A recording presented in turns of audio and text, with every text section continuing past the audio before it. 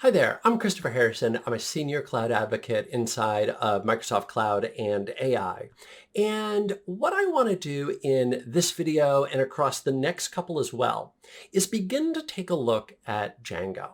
Now, for those of you who aren't familiar, Django is a Python-based web framework, and it's built for what are sometimes known as CRUD or data-driven applications, where CRUD stands for create, retrieve, update, and delete. Or in other words, it's built for applications where what I'm looking to do is to create a front end for a back end database. That what I want to do is, put out information about my products, allow people to buy them. I want to create a line of business application. I want to create a content management system, etc. That basically I've got information back here in a database. I want a web front end. Django is a great tool for that. And what makes Django really special is the fact that it's to use the Python terminology, a batteries included framework, meaning that there is a lot of really neat features and functionality that Django has built in that can actually save you a lot of time and a lot of energy. Because when you think about those style of data-driven applications, there's oftentimes a lot of duplicated code, a lot of things I'm having to do over and over and over again, that I'm constantly having to, create forms. I'm constantly having to write a little bit of code to go get one item out of a database by the primary key, etc. And so fortunately, Django knows all of this. And it's got a lot of great tooling that can automatically handle that for me, with me being able to write very little and sometimes even basically no code at all. So with that, let's turn our attention to the first step really with any framework or any library, and that is installing it. I've got Visual Studio Code open here. I've got an empty folder that I've creatively titled Django Videos, and I want to do the installation. Now, I'm going to put this inside of our virtual environment, which you should always do.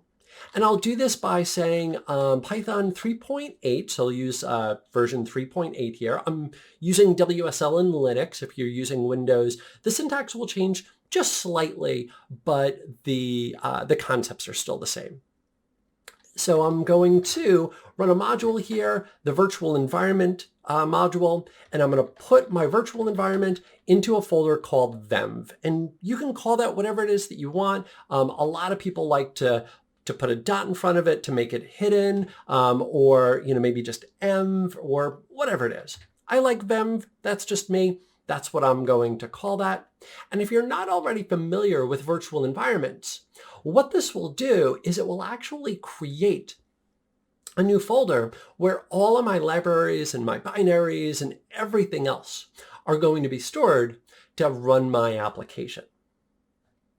Now, the key file that I want to create here is going to be a little file called requirements.txt.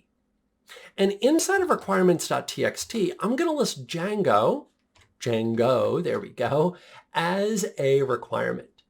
Now, the reason that you want to put this into a requirements.txt file is so that way when somebody clones your project, maybe you've put this out onto GitHub, or when you go to deploy it, that the deployment process or the person that grabbed your code will then know what frameworks, what libraries are needed to be installed. Really, almost any deployment mechanism that you might be using is going to look for a requirements.txt file and install whatever it is that's there. It's a best practice, it's a common convention, and it's one that you should follow along with. So I'm going to list Django inside of there.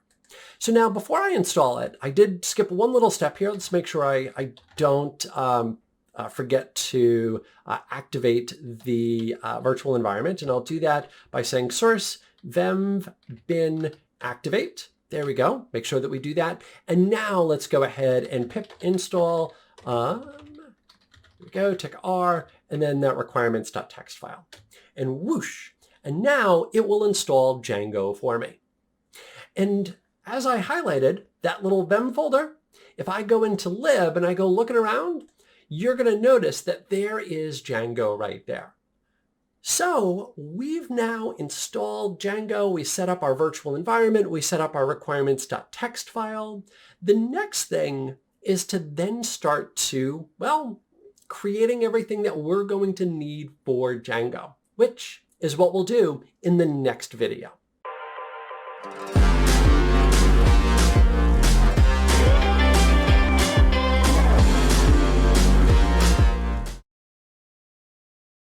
Hi there, I'm Christopher, and in this video, what I want to take a look at is how we can start our Django project and our Django app. Now, before we get into actually creating those, I want to make sure that I define the terms project and app or application, because while in English or in kind of a lot of normal development circles, you might be using those two terms interchangeably because a lot of times they can be synonyms. In Django, they actually mean very specific things, and we want to make sure that we highlight the differences there. In a nutshell, what you're going to have is a parent-child relationship. So our project is going to be the parent, and our project can then have one or more apps. Now, you're going to find that in a fair number, maybe a lot of applications or projects or whatever it is that you're doing with Django, it does wind up being a little bit funny when we get the terminology there. But what you're going to find a lot of the time is that one project, one app is all you're ever going to need. But let's start to define the terms and hopefully explain all of this. First up, our project. We will have one and only one project. Our project is going to encompass our entire website. Our project is going to be the entry point for our website. Our project is going to know everything that's going on with our website. Our project is going to have the core settings. Our project is going to have the core routing or routing file, depending on whether or not you're a route or a root kind of person. It's going to know everything. So we have one project for our entire website. Our project can then have one or more apps. Our apps are going to be where our code exists, that we're going to use to respond to user requests, to communicate with the database, to add in our logic, to set up our models, to do all of those types of things. And if we think about it, that's typically where we're going to be spending the bulk of our time, is doing those types of things. So almost everything that you're going to be doing is going to be inside of your app. Now, I did mention the fact that we can have one or more apps, and you might decide to divide things up between apps, maybe for managing a relatively large website, maybe for security purposes or otherwise. We're going to keep what we're doing here relatively straightforward. We're going to use one project and one app. So our project is going to be that parent. Our app is going to be that child, and it's going to have all of the code and everything else that we're going to be using here. Let's create each one of those. I've already got Django installed. I've got my virtual environment activated. So now I want to create that project. And there's a command line tool that we can use called Django admin to set this up. So I'm going to say Django admin start project. And we'll give this a name. Let me just zoom out a little bit. And I'm going to call this Relic Cloud. And then I'm going to say dot. Whoops. I'm going to fix this. Let's say project and then dot. Okay. So you're going to notice, first of all, the name that I've selected there. And I chose the generic name of project. This is what I always like to do, is go with a generic name there, because I like to make sure that I know exactly where my project is. So those times when I do need to go into it and update something, I know where to go. So there is my project.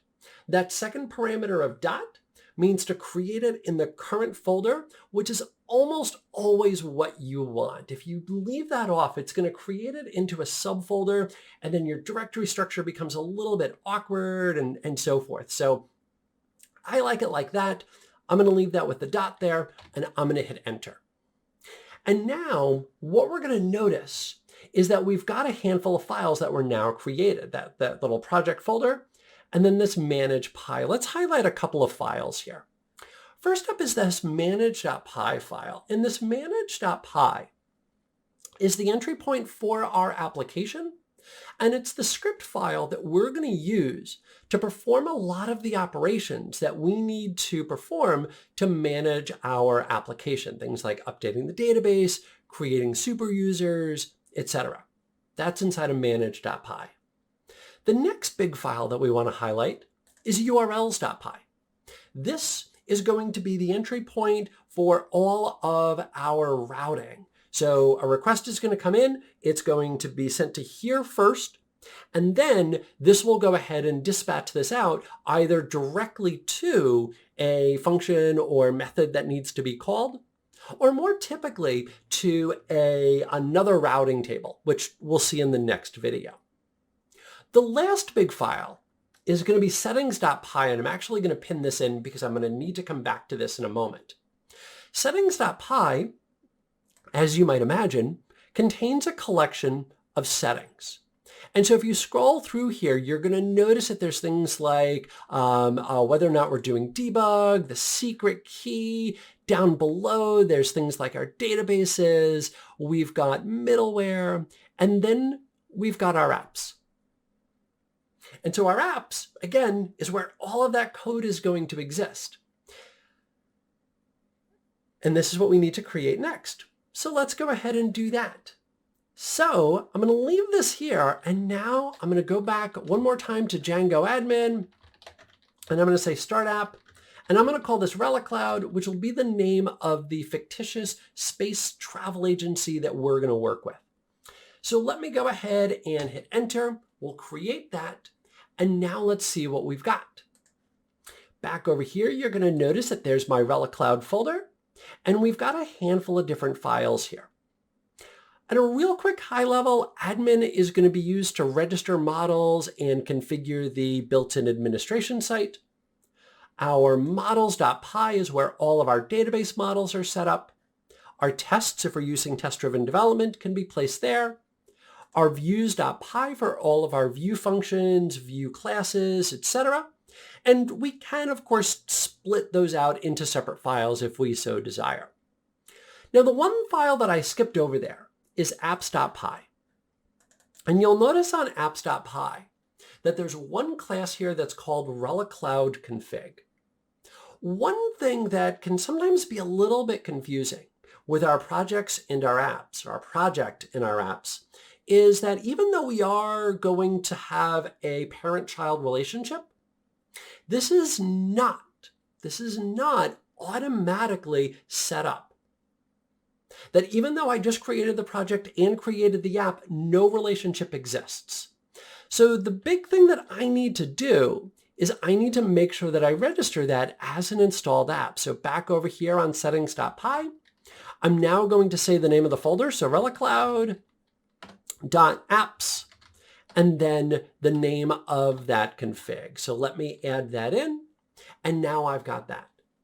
So what we did here is we created our project, again, the parent for everything, and we created the app, which is where all of our code is going to exist to interact with the database, to respond to user requests, etc. With both of those set up, now we can start adding in code and do our hello world, which is going to be the next video.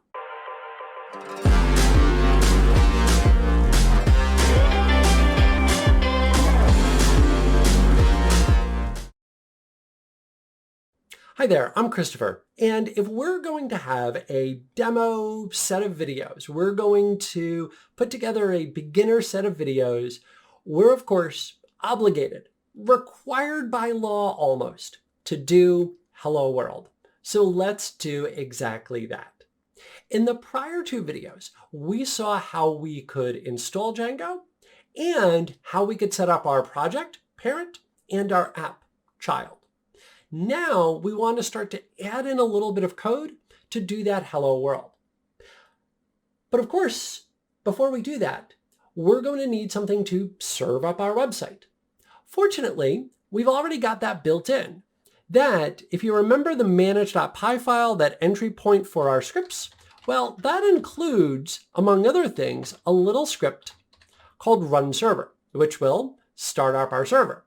And in our case, because we've got that debug flag set to true, it's going to set up a dev server for us. So let me run this. And what you'll notice is we now get this big nasty error message telling us we have 18 unapplied migrations. Don't panic. It's okay. Right now, that's irrelevant. It would become important if we were working with the database, but we're not there yet. So for right now, we can ignore that. Instead, let's just open up the server. You'll notice it's created that right there. Control click. It opens up in my browser, and there is that default Django landing page. It tells me that my install worked successfully, gives me a nice congratulations. It's always nice to see, right? And then it tells me you're seeing this page because debug is set to true, and we have no configured URLs, which is also true. So let's break this down a little bit, and then that will then set the stage for where we're going to go. So it tells us that we don't have any configured URLs or URL confs, as they're known in Django terminology.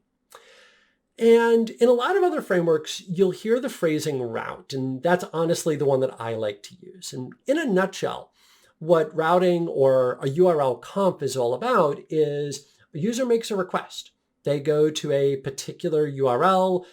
They do that by a post by submitting a form, or maybe get by clicking a link.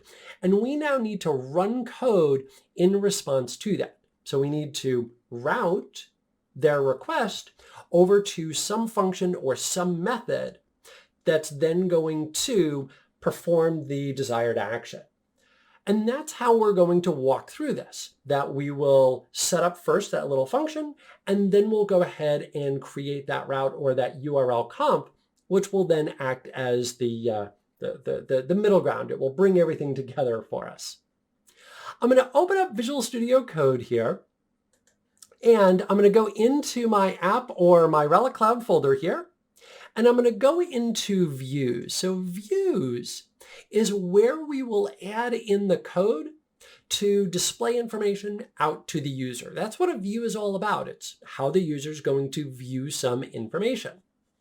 And in my case, I'm going to create a function here. We can actually do classes as well, but that's a conversation for a different time. For right now, I'm going to focus in on my function, and I'm going to add in one parameter called request. Request will have all the information from the user and some other really neat stuff as well. So we'll have things like, all the cookies that were sent up, the form data, the query string, basically anything at all that's part of, the request is going to be inside of that parameter. For me right now, though, I don't need it, so I'm just going to ignore it. And instead, I just want to send information down to the user. I just want to send down a response. And I'm actually going to use a slightly different helper function here called HTTP response, which will allow me to send down some basic text that it will automatically wrap up as a response. So I'm going to say return HTTP response, hello world. Perfect. There we go. Because again, it wouldn't be official if we didn't do hello world. So I'm going to return that value back. So that's the first part. There is now our view that we've created, and we've done this with a function. But the other part over here is now going to be that route. How are we going to take the user request and send that over? And again, remember that that is done by using a URL conf or URL configuration. You might remember from earlier that inside of our project, we have one global URLs py file. This is going to be for our entire website here. So everything is going to be routed to here first, and then this will then go ahead and either maybe route directly to a particular view, or more commonly, it will route this out to, or send this out to, a helper URLs py file. Now you'll notice that I earlier added in a little comment here that this is my global one, this is for my project, and I just like to tag that because sometimes it can get a little bit confusing as to which URLs py file you're in, especially because they'll typically have the same name. So with that in mind, let's actually create a brand new one. I'm going to go back over here to Relic Cloud, and I'm going to create a brand new urls.py file. And you might be wondering, well, wait a minute, Christopher, why not just put everything inside of that one? Think about your projects.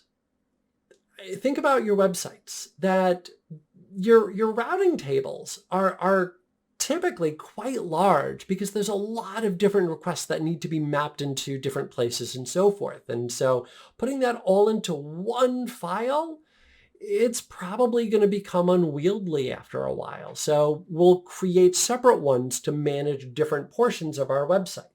So I'm going to create one for my Relic Cloud app. So this will be for my app, which in my case is Relic Cloud. There we go, spelled with an L. Now, I want one big helper function. So I'm going to say from Django URLs, and that's going to be path, import path. So path is going to allow me to identify how we're going to do our route. I'm going to create a brand new list here that's going to be called URL patterns. And you'll notice that I'm using a little extension here that has a set of snippets built in that I could, take a little bit of advantage of. And that's inside of the extensions. If you go take a look for Django extensions for VS Code, you'll see that there. Now this URL patterns, this is a convention name. It does need to be URL patterns here. So that's what I've got set up. And now inside of this list, I can start adding in all of the different paths or all of my different routes. The default is going to be my empty string. The second parameter is where we want to send this to, and that's going to be over to our index view. So let's pull that in. I'll say from .import views, and then we'll say views.index. And then I'm going to give this a name. Let's give this a name of index. Right now, it doesn't really matter since I've only got the one, but eventually you're going to need to have the ability to look these up by name. So it's good to just get into that practice right now. I've now created my URL conf for my app, for Relic Cloud.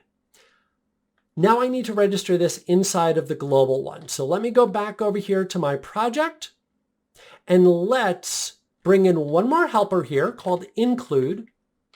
And now let's register a new path. So again, I'm going to say path, and again, empty string for my default. And then what I'm going to say is basically, hey, look, if it's not admin, just route everything else over here to that Relic Cloud URLs py file up here. So what's going to happen is my request will come in. It's not going to match admin. It's going to be an empty string. So it will come over here, and then it's going to get routed over to my URLs py, and then it will see that path here, and then it will go, oh, okay, I need to call this index function, and then that will be routed over there. So that's how all of the magic behind the scenes is going to happen. All of my files are saved. Let me come back over here to my browser, a real quick refresh, and now we've got Hello World. Now this is an official beginner demo and video series. So that is how we can create a view, how we can set up a URL conf or route, and how we can register all of that inside of our project.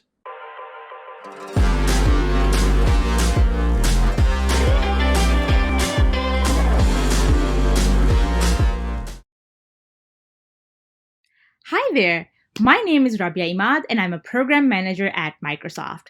Together with my wonderful colleagues, I am going to help you build Rela Cloud. Rela Cloud is a company that can help you book space travel for yourself and for all of your friends. But before you can dive in and follow along, I am going to go ahead and help you make sure that you have everything you need to follow along with this tutorial. So with that said, let's get started. The very first thing that you're going to need to follow along with this project is going to be Python 3. To install Python 3, go ahead and navigate to your favorite search engine and type out Python 3 in the search bar. That should take you to the very first result, which should be a link to python.org. Once you are on this website, go ahead and hover over the Downloads tab. Over here, you should be able to see a link to downloading the latest version for your operating system. For me, it is this one. So I'm going to go ahead and click it, and that should go ahead and prompt the installer to download it on your machine. Once that is done, go ahead and click the installed file and follow through with the wizard, read the license and then agree to it if you see fit, and continue through the remaining wizard until you have Python installed. Once you have installed Python 3 on your machine, it's time to move on to the next step, which is installing Visual Studio Code. To install Visual Studio Code, go ahead and navigate to your favorite search engine. Over there in the search bar, write down Visual Studio Code and hit enter. Once there, you should be able to see a link to code.visualstudio.com. Go ahead and click this link. That link will take you to code.visualstudio.com, and the website will automatically give you a link to install the latest version for your machine. Now, Visual Studio Code is a wonderful tool that will allow you to become very productive when it comes to writing code. So go ahead and install it for your machine. Once Visual Studio Code is installed, go ahead and open the zip file and follow through with the wizard. Once the download is complete, go ahead and click the zip file and follow through decompressing and starting up Visual Studio Code on your machine. Open up Visual Studio Code, it's time to install some important extensions. To do that, hover over this icon, which consists of 4 little squares. This is going to help us install all the extensions that we need to follow along with this tutorial. Once you've gone ahead and clicked the little extensions icon, go ahead and write Python in the search bar. You should be able to see this extension. Go ahead and click install. Once that is done, we're going to install the app service extension. To do that, just write down app service and go ahead and click install. Once the installation is complete, which should happen fairly fast, you should be all set to follow along through the rest of this tutorial. Best of luck.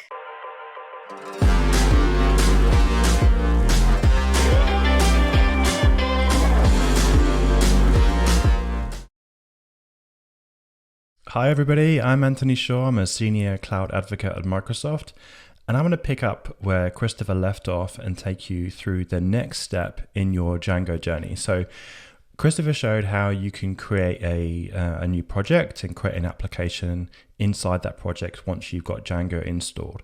I followed the same steps, but in terms of the naming, I've called my project just simply project. I'm just as creative as Christopher with names, and the application name is Rela Cloud. And throughout this next series of videos, we'll be actually showing you how to build out this sample application called Rela Cloud, which is a space travel agency. It's a fictional company that we've made up to help illustrate some of the core concepts in Django. So the next concept I want to show you is to do with models and how Django actually helps you describe what data you want to put in a database. Now, databases are super important when it comes to web development because often you want to keep information about what it is the website is doing. So in our case, we've got this fictional space travel agency called Rela Cloud, and we want to record information in the database, like what space cruises are there, where are they going, who are the passengers, and if people want to interact with the website, then we need to make sure that that data persists somewhere. Django makes your life so much easier when working with databases because it actually deals with a lot of the complexity for you. And I'll show you exactly what I'm talking about in our sample app. So in our project structure, we've got the project folder, which is all the settings and stuff like that. And And then we've just got, this is the boilerplate code, which is created when I run the start app command on the console. There's a file in here called models.py, and we're going to build this out over this video. So inside models, what you need to do is basically describe what tables you'd want in your database. So what things do you want to put in a database? What properties should they have?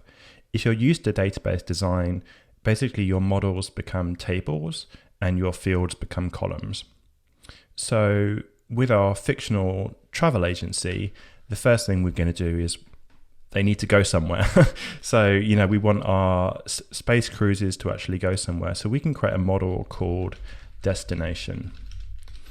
And this class that we define needs to inherit from a built-in type called models.model. The next step is then to add fields to this class, which become the properties of this object. So if we have a destination in the database, we probably want to give it things like a name, for example. So let's add a property called name. And we also need to give it a type. So in Django, there are a number of built-in types for all of the properties in your models. So the way you access them is from the models namespace. And a common one you'll probably use is the char field. Char field is basically a way of having strings in the database. And in our case, we want the name to be text. So let's use a char field to accomplish that. It has a lot of options. There's a lot of things you can do with the char field. There's definitely a few things you want to put in here by default to make sure that we don't go crazy. First of all, we want to make sure that you can't have more than one destination with the same name. So if somebody adds Mars to the database, we don't want 2 Mars items in the database. So that would become confusing. So we can set the unique property to true. For our name field, we want to make sure that it's required. So there's a few ways of doing that with data models. One is that you can make sure that the entry can never be null. So it always has to exist. It always has to be set. So you set the null property to false. Another thing is that it might have a string, but just with no text inside. So just an empty string. So we also don't want to allow blank items. We don't want the name to get too large as well. So, just the names of the planets, I guess we might go to, just have a think in your head what the maximum length might be. It's good with database design to set maximum length for char fields anyway. I think it would probably set a sensible default if you didn't provide this, but in our case, we're going to set that to be 50. Now there are, like I said before, there are a huge number of options for this particular field. So you probably find that you'll often use the same defaults when using things like people's names or destinations or descriptions, for example. Char field is good if it's a small piece of text. If you want a bit more than that, you can use the text field instead. So if we want to have a description of our destination, then we can use models.text field. Okay, so we don't want people to go crazy on the description. So let's set the max length to be 2000. So that's 2000 characters. And again, let's make sure that's required by setting null to be false and blank to be false. Okay, so far all we've done is describe this class inside the models.py file. This doesn't exist yet in the database as we don't actually have a database. So the way that you initialize the database with Django is you use the manage.py command to control your database configuration. In your project, you would have got this boilerplate settings.py file. There's a lot of stuff going on in here. Don't worry too much about a lot of the settings in here. These are sensible defaults. Something that is important though is if you scroll down to the databases section, you'll see there's the default configuration for databases using something called SQLite. If you're not familiar with SQLite, SQLite is a lightweight SQL database. and it uses a local file. So you don't need to have a database server running. It basically just uses a file in your directory. So let's bring up a terminal, and we're going to put in some commands to initialize our first database. So the first thing we want to do is run a command in manage.py called make migrations. What make migrations will do is it will look at our models file, and it will look to see what types we've defined. So these are the new types we've defined, and it's going to create a model for destination. So you see here it's described, okay, I've created a migration, and it's actually a Python file, and I'll show you in a second what that's for. Now, these migrations should live within the source code of our project, because when we deploy locally, it will create all the tables for us.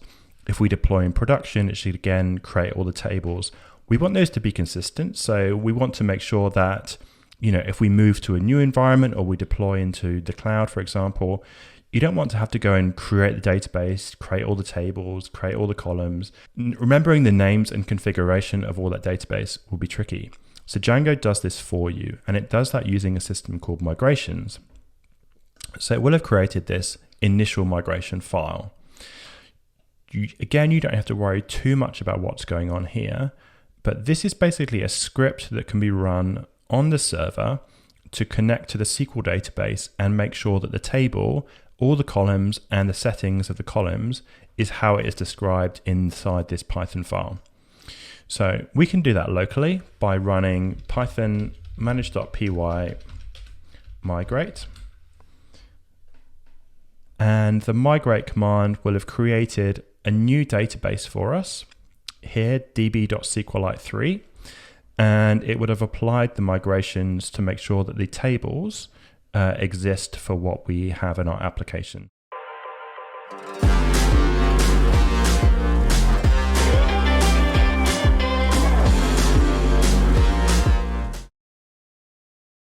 So I just showed you two example field types. They were char field and text field. Django's got loads of built-in field types, and you'll often find that instead of using a char field or a text field, there's actually a more specific type you can use. I just put together this quick cheat sheet for you to use. So char and text field are the two I demonstrated. If you're using something like a flag, like is the user active or disabled, for example, then you could use a Boolean field, so it's either true or false. For storing dates and times or date timestamps, you can use either the date field or the date time field. These are both really useful if you want to record the, when was this object created, for example, when was it last edited. With both of those, there's an auto now add or an auto now. Auto now add will automatically set that field to be the current time when that record is created, and auto now will basically make sure that it's set to the current time both when it's created and each time it's saved. So if you wanted to have like a last edited time, for example, you would use a date time field, and then one of the arguments to that field would be auto now equals true. There's also special text types for emails and URLs, and also for slugs. So you can use the email field if you're keeping people's email addresses, URL field for any links or anything like that. It then has all the checking, and the length is automatically set. So you don't need to worry about setting default lengths or anything for the email or the URL fields. It will take the same arguments as the string fields. So if you want to set blank as false and null as false, you can do that as well. If you are storing numbers, there's an integer field and a big integer field. And there's also a decimal field if you're storing numbers with decimal places. And if you're handling any uploads or anything, things like images or files, you can use the image field and file field. So if you want to check out the Django documentation, there's a documentation describing all of the different types. In total, I think there's about 30 different fields that you have available to you, but just memorize these because they'll come in really useful when you're building out your models.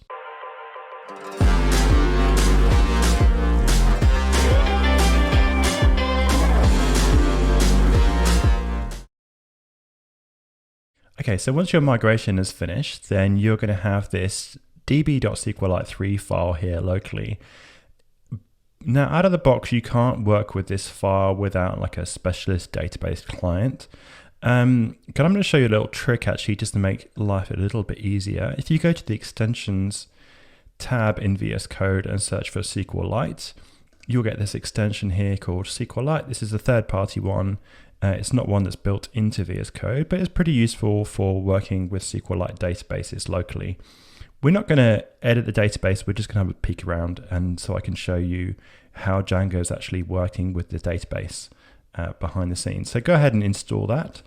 And then once you've done it, go back to the project folder, bring up your command palette and do SQLite open database. It will prompt you and it should find the one that's just been created after running the migrate command. So if you click on that, in the tasks tab, you should see the SQLite Explorer. And inside that, you'll get the database that was created locally. These are all the tables that Django made. Most of them are internal to Django, so all the authorization tables, as well as the record that Django keeps about some additional things like who's logged into the admin portal, stuff like that. You generally don't have to worry about these tables. You don't talk to them directly. However, you should see this Ready Cloud destination table, which is the one that's been created to map against the destination model that we described. So if we compare the two things, I guess, so first of all, you'll notice that it has this ID field. Now, I never asked it to create that. It does it by default. So what it will do by default is it will give each destination object a primary key, so an ID, and it will create that field automatically. So this one here is an integer and it's marked as a primary key. You don't have to worry about incrementing it. It does that automatically. But this is really useful when you start to introduce relationships between different tables. You'll also see the name field, which is a varchar, and this is capped to a size limit of 50, which we had in here, which is our max length. And then we've also got our description, which is a text field. The max length is just on the server side. It's not actually backed off onto the database.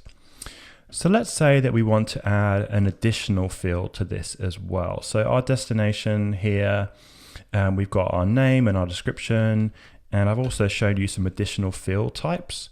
So, in there, I guess we had a slug field, so maybe we could refer to that destination, as a URL with a slug as well. So we could introduce a slug here. So let's have a slug field and save that. Now, if we run make migrations again,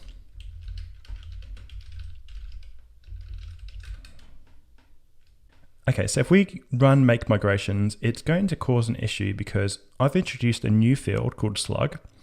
And what it's saying is that if we add that field and it has to have a record, it doesn't know what to do with existing entries in that database. So it's saying, well, you've specified a slug field that needs to have an entry. What am I supposed to do if there are already entries in that database? This question is really useful when you introduce fields which are required and you already have data in your database. So you really need to kind of think through how you upgrade databases and add additional fields to it.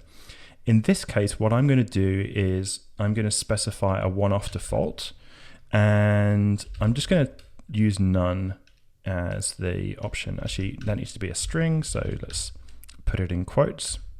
Okay, so now it will have two migration files, the initial one and this additional one where we've added a slug field.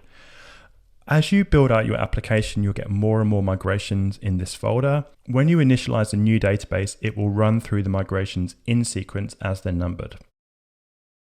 So if we run that migration again, and then click the refresh in SQLite, and then scroll down, you can now see we've got that slug field that's been created in our database.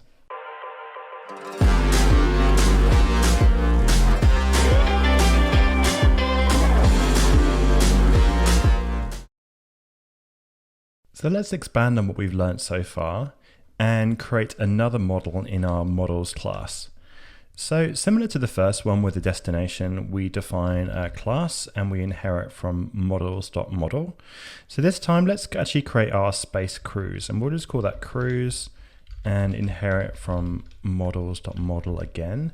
The cruise will have a name and a description, and for the sake of time, let's just copy and paste those across so that we've got the name of the cruise and the description of the cruise. Now the cruise is going to be a bit different to the destination in that it's got to be going somewhere. So we've got a cruise that's starting out leaving, let's say, assuming we're leaving from Earth, and we're visiting multiple, maybe one or maybe many destinations. So let's say we have a cruise that goes to the moon and then goes to Mars, or maybe stops off at a few space stations on the way. That could be interesting. So we want to have an additional field in here that's going to have a list of our destinations. So this model, this field type is going to be unique because it's actually going to be referring to destinations that we have. So this is called a relationship field, and there are lots of different types of relationship fields. In this case, so there's either a one-to-one field, a one-to-many field, or a many-to-many field. And when you're deciding which one you want to choose, just think logically about the relationship between the two different types of objects.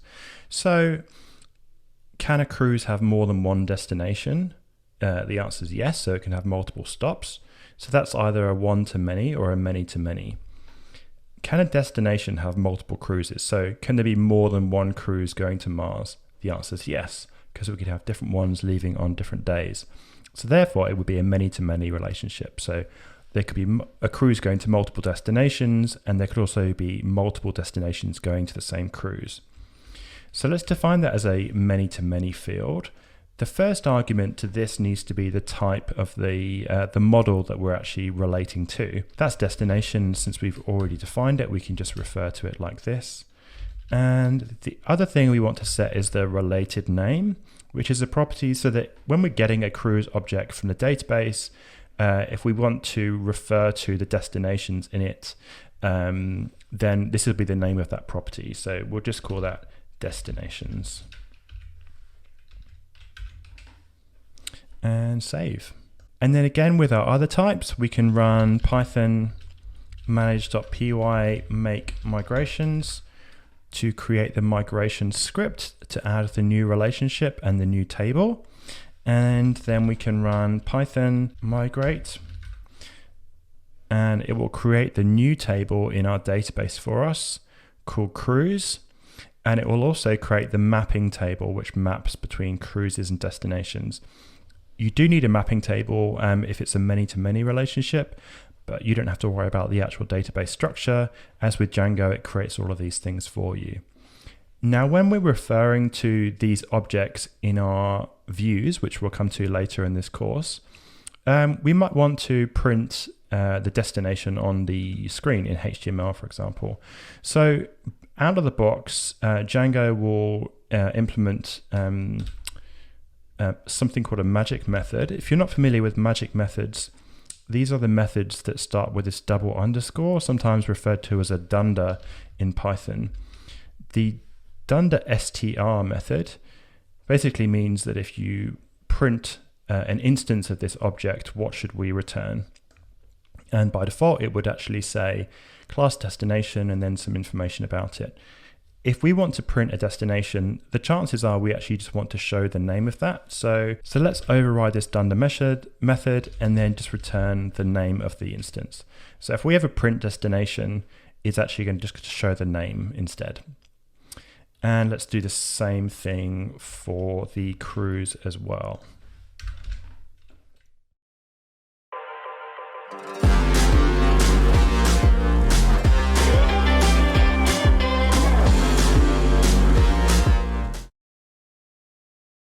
Okay, so far I've showed you how to create these models, how to define them, and how to make sure that they actually exist in the database. So the next thing is you'll actually want to, read and write and query these tables from your code. This could either be in your views, which we'll come to later, or it could be in other parts of the Django application. Now, probably an easy way to demonstrate this is to open up Django's shell. So if you do python manage.py and then do shell, it'll open up a Python REPL, but inside the environment, so inside the Django environment. So we can import this, some of these models that we've created. So let's import the destination one and create an example destination. So let's do the import first. So from relicloud.models import destination. And the way to query the destination table is to do destination, so the object, dot objects, and then we can use the all method to get all of the entries. Now, so far there aren't any entries. We don't have anything in the database. So let's create a new one. We can give it a name. So let's call it Mars. And we call the class by calling the constructor, so instantiating it.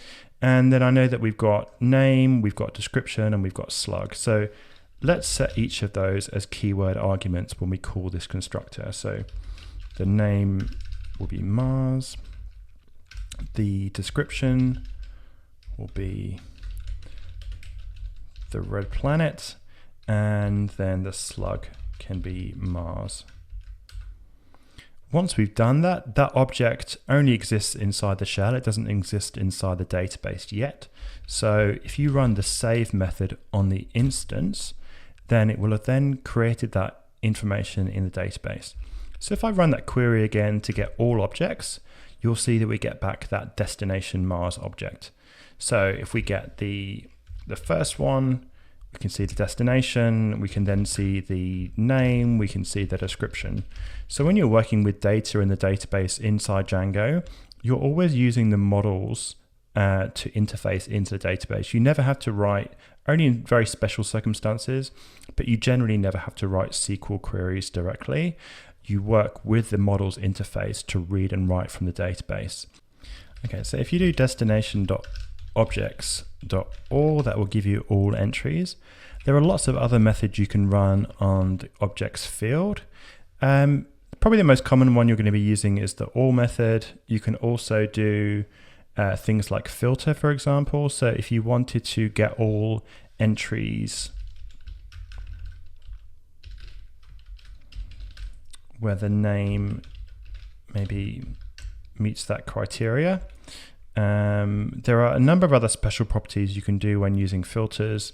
Also, you can do and or clauses. There's a whole range of different things you can do with Django queries. And because we set the name to be unique, then we can actually just get the instance if we already know the name of the destination. So if you go for destination.objects.get, and then the keyword argument would be the field, which is name, and then the value would be the one that we're trying to find. So name, it will throw an exception if it can't find that record or it finds more than one of those. So that's an easy way to get individual objects back. Let's just go one step further and assign that to a variable.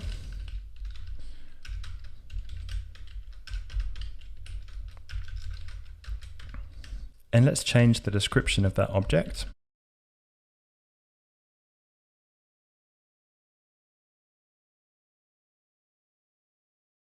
And the way that you update that in the database is you would run, again, the save method on that entry.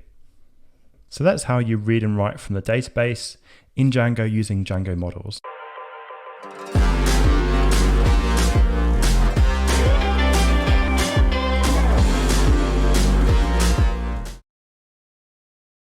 So just to wrap up and summarize everything we've seen so far, we've created our model classes inside the models.py file. And the way that we use those is we first of all import the model. So we import the destination model. To create a new object in the database, you run the constructor on that, and all the keyword arguments should populate the fields inside your object. So we've got our name, our description, and our slug. And then once we've done that, we call the save method on that instance, and it saves that into the database.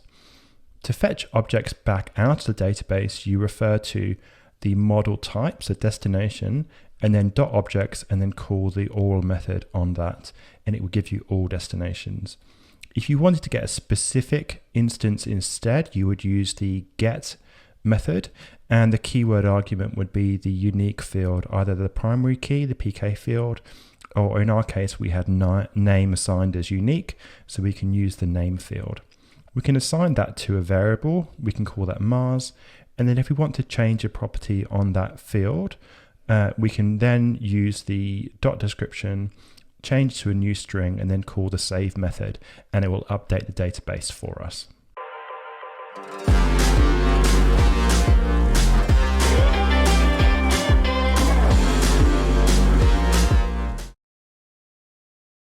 Hi, I'm Jasmine Greenaway, and I'm a cloud advocate at Microsoft. And in this video, we're going to take our first look into administration with Django. Now, by default, Django comes with an admin site, and you're going to have to access it with a user. So we're going to have to create it first. And we always start with a superuser. A superuser is a type of user that has access to the data in a database, as well as the access to be able to create other users. Now, these other user types are called staff and user, and they don't have as many permissions as a superuser. So let's get started with our first superuser. So here I am in the command line with the command create superuser, and if I click enter here, I get a prompt for a username. So I'm going to call this one just super for now. I'm going to give it an email address. And then it's going to ask for a password. This password needs to be a combination of letters, uppercase and lowercase, as well as numbers and a special symbol. You can actually override that, but it's not recommended. So now I've created my super user just to show you what it looks like, but I actually already have a super user created here in the browser. So I'm actually going to go ahead to my admin site here and go ahead and log in. So here I can see my users and my groups, and as well as my data in here. But I'm actually going to go to the users first. And I can see all the users that I created, including that super user that I just created in the command line. Now, say that I wanted to add another user from here. I can actually go into add user, and let's create a username. Let's call this one staff1. And then we will create, again, that special password. Give another password. And then I will continue to edit it. And now we're going to go ahead and say that we'll let the staff go ahead and add their first name and last name when I give them their login information. But now I'm going to go ahead and also click staff status. Like I said before, staff have access to log into the admin site. So now that they have staff access, I can actually go ahead and click save. And now I can see them in the list.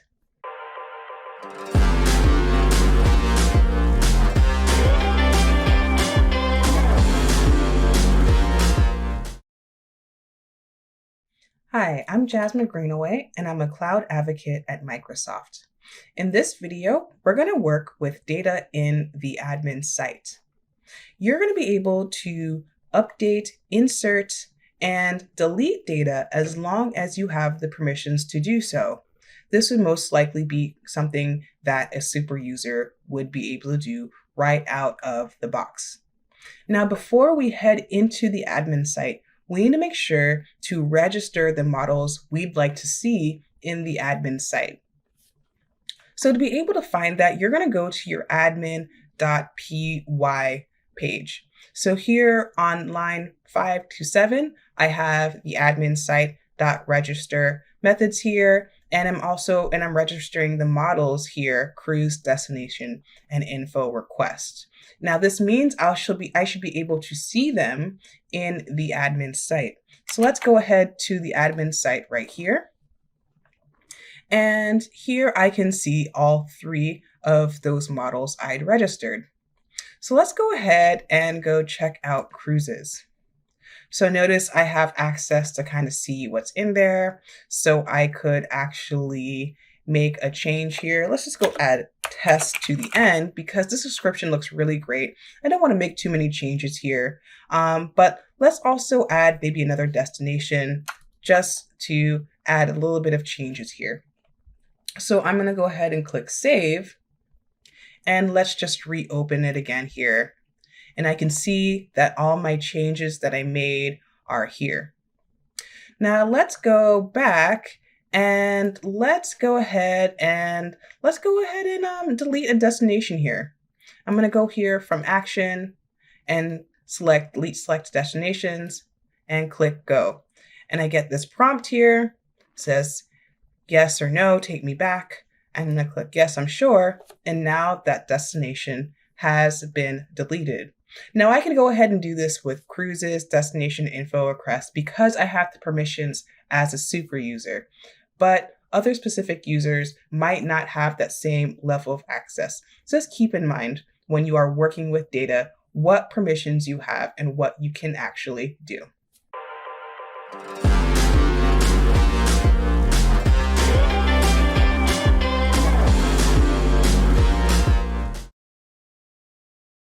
Hi, I'm Jasmine Greenaway, and I'm a cloud advocate at Microsoft. In this video, we're going to take a look at administration in Django by working with permissions. So by default, a super user has permissions to work with models and data and make any changes and modifications to it, but other users like the user type or the staff type don't have these same permissions by default. But a super user can actually grant permissions to staff and users so that they can go ahead and work with specific models and data within the admin site. So, like I said, by default, I'm actually logged in here into the admin site as a staff user. And notice that I don't have any permission to view or edit anything, haven't done anything recently. So this is the default settings. So what I'm actually going to do is go ahead and log out and log in as a super user. So as a super user, you can see the difference here. I have pretty much access to everything, including the recent actions that I took. So what I'm going to do is go into users here and go and grant my staff some additional permissions so that they can make some changes here as well. So what I want to do is allow them to have access to add cruises and to view cruises. So I'm going to go and give them permissions to do that. And now I just need to click save. And now I'm going to log out and log in as that staff user again.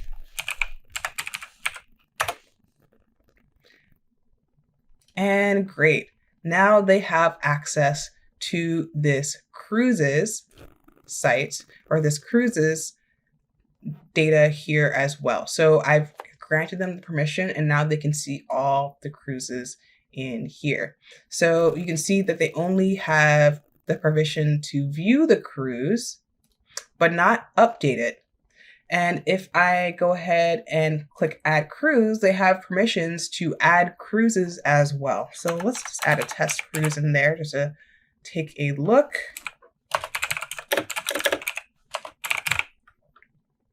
And let's click and select a destination. Now we click saved. And now I am able to see my new cruise. So we're going to log out one more time and take a look at it as a super user. We can see that we granted the super user permissions. And so if I go back here into cruises, I can actually see that my staff user went ahead and added a test cruise. And if I needed to make updates, I could actually do that as a super user. Now, keep in mind, the staff user wasn't able to do this. They were only able to create because those are the only two specific permissions that I added. Now you could add more. I could have added destination and info requests, but I wanted to really tailor the number of pieces of data that the staff really need to access to. Now you can do this with multiple staffs. You can also do this with multiple users. It's really up to you on how you want to manage who has access to what.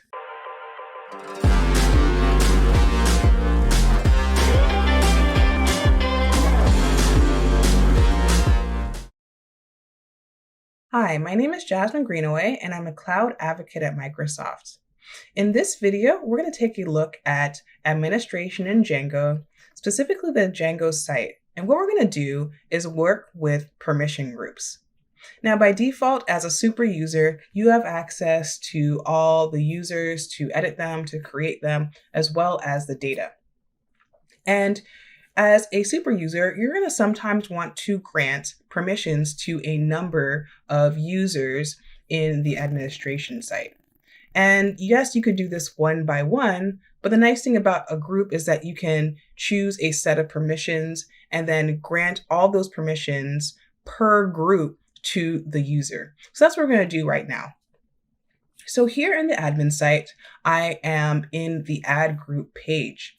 And the way I got there was by clicking this group section right here and clicking on this add button here. And that brings me here. Now I'm going to go ahead and give my group a name. Let's call this my test group. And now I'm going to go ahead and add some permissions here. So let's say I want to give permission to this group to be able to add users. And let's say I also want them to be able to change the cruise data as well. So I'm going to go ahead and select those permissions here. And now those are my chosen permissions. And all I have to do is click Save now. So now my test group has these two permissions, and I want to go ahead and add them to a user. So let's go and add them to this staff one user that we have here. So I'm going to go ahead and update it and edit it so that they can also have access to these permissions. Now notice that they actually already have some permissions to cruise. So what will happen is that they will have the permissions within my test group as well as the specific permissions for these, for the cruise data. So what I'm going to do is click Save. And I'm just going to go ahead and log out as the super user and log in as my staff user. So staff 1. And let's see what we got in here now. So here I can see that I can now have access to add users, just like we saw in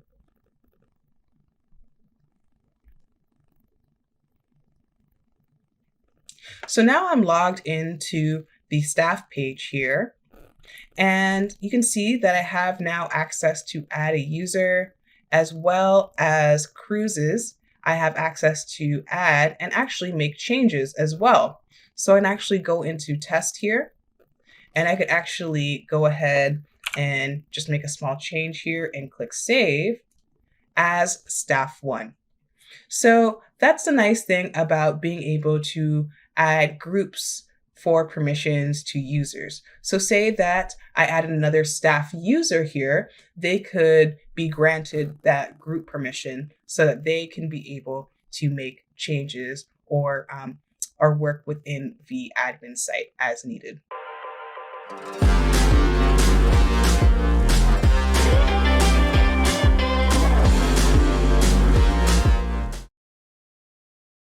Hi there, I'm Christopher Harrison. I'm a senior cloud advocate inside of Microsoft Cloud and AI. And what I want to start to explore in this video is the concept of views inside of Django. Now, one thing that we want to understand about any web framework, regardless of which one it is that you're working with, is it's like creating really any other type of application. That if you think about, for example, a phone app, when a user taps on a button, then what's going to happen behind the scenes is that your code is going to run some method, it's going to run some function. And that's exactly what happens whenever you're working with any web framework, and Django is no exception. So what we then need to do, in essence, is we need to create that function or that method that our application is going to call. We then need to make sure that we wire it up. Since we don't have a button, we need to explain to the framework, hey, when a user does this, this is the function that I want you to call. And then we need to determine what it is that we want to display out to the user. So 3 steps there. Create the function that we want to have called, make sure that our framework knows when to call it based on some user action, and then determine what it is that we want to return out. Now, I'm going to, in this video, take a look at how we can set up the function and how we can set up what we're going to display out. In a later video, in the next video actually, we're going to explore how we can tell our framework, hey, when a user does this, this is the function that I want you to call. So what I've done here is I've opened up the little starter project.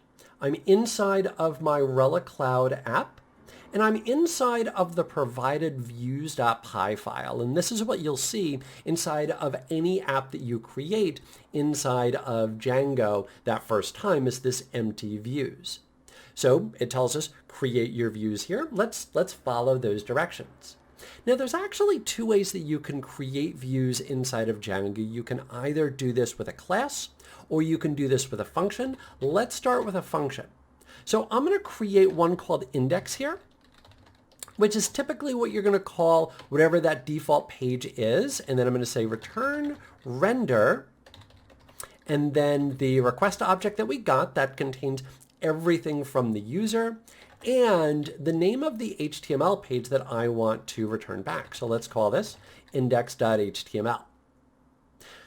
Let's go in and create another view. Let's go ahead and say maybe the about page. So we'll say def about, and then it's the exact same thing. We accept the request object. That's all the information from the user. And then we return back the result of this render command, which is going to take our request and then the name of the HTML file that it's going to display.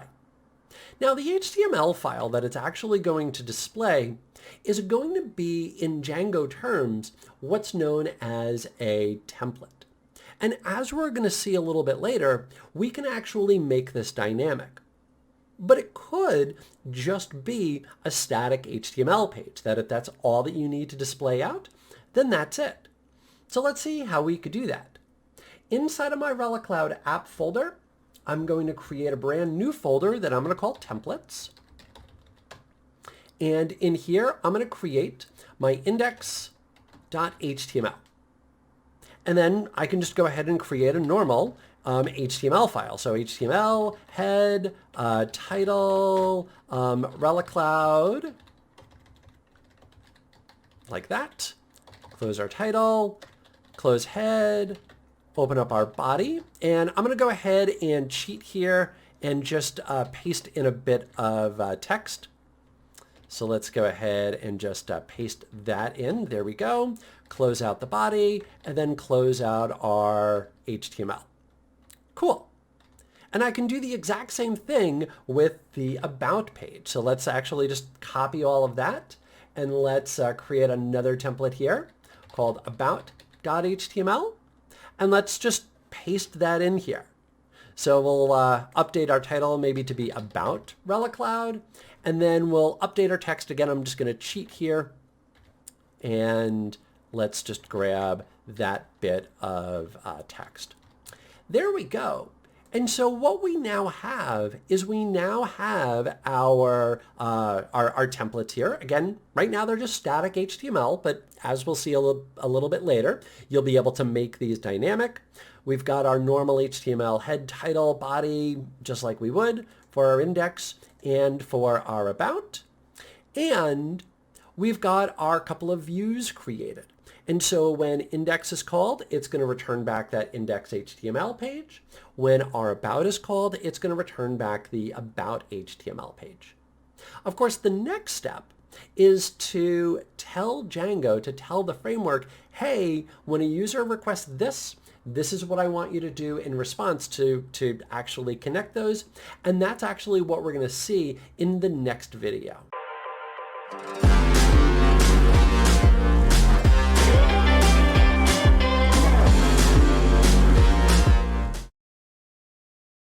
Hi there, I'm Christopher Harrison, Senior Cloud Advocate inside of Microsoft Cloud and AI.